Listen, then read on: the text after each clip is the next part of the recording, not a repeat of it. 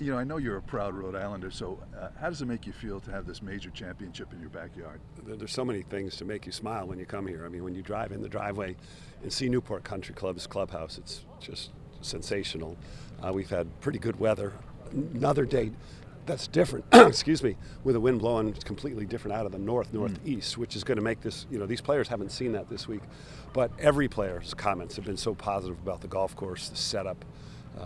I think a few people have complained the fairways are a little too wide, but I just think it looks so outstanding. Good challenge of golf for this group?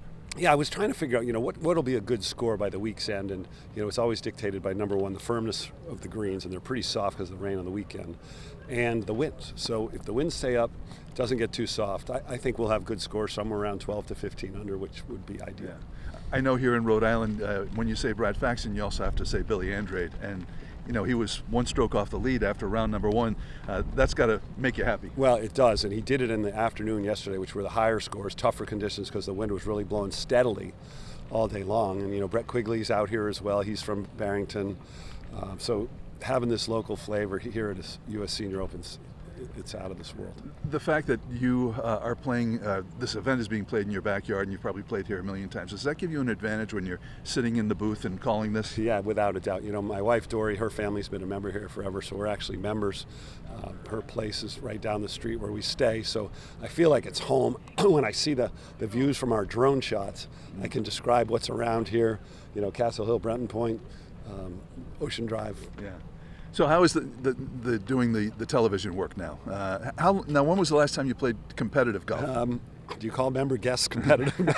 I played last year in one of the Champions Tour events, the Chubb Classic in Naples, but I'm a recreational golfer now. I think this job I've had with NBC the last couple of years, where I'm doing 15 weeks a year, I love doing it. We have a great team. And tomorrow, I think we're going to showcase Rhode Island like on national television. Yeah. That doesn't happen too often. So the transition from being on the course to talking about other players on the course, how has that gone for you? Well, this week's a little bit easier because these are players I played with, most of them, my whole life.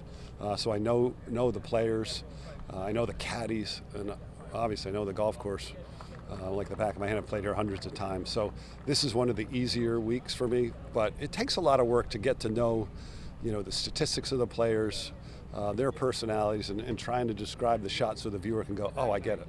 Yeah. So I was just wondering, for a lot of former athletes who go into a broadcast booth, they find it kind of tough to transition and to be critical of another player. Has that been difficult for you? When I was playing myself and I hit a bad shot, if an announcer said that was a bad shot, that never bothered me. Maybe the way somebody would say something, or if they questioned my integrity, that would bug me.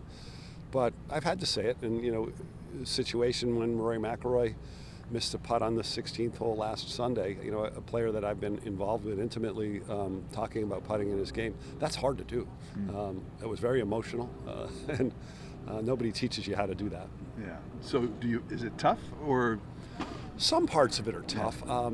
I would imagine that for a football announcer, a quarterback, whether it's Troy Aikman or Tom Brady, who's going to start doing this, to criticize somebody that plays his position, sometimes it's not easy. Yeah.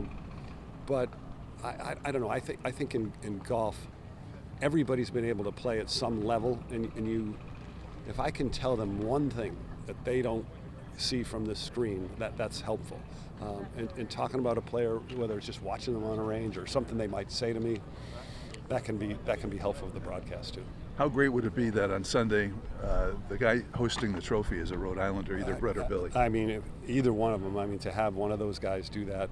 Brett's played here a lot because he spends his summers down here in Middletown. So either one of those guys I'm so close to. I think the history that Billy and I have had with all the charity work we've done, I think I'd be so emotional. I don't know if I'll be able to talk.